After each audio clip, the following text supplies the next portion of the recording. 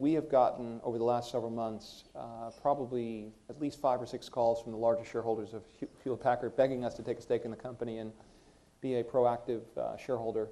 I think that what we focus on is we try to find a business that we can predict what it's going to look like over a very long period of time. I have a fairly quaint notion that the value of something, or the value of anything, is the present value of the cash you can take out of the business over its life.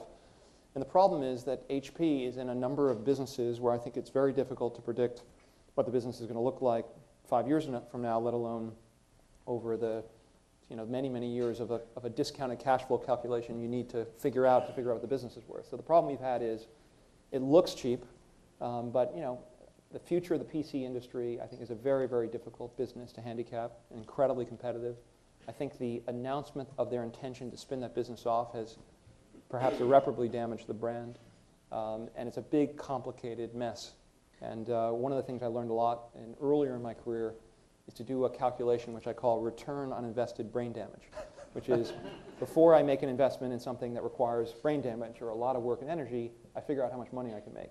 And the higher the brain damage, the higher the profit has to be to justify it. I was actually at HP yesterday. I happened to be there for a meeting unrelated to their core business, and it was just depressing walking around. The morale of the employees going from an outstanding company to one where they don't understand the direction of the business.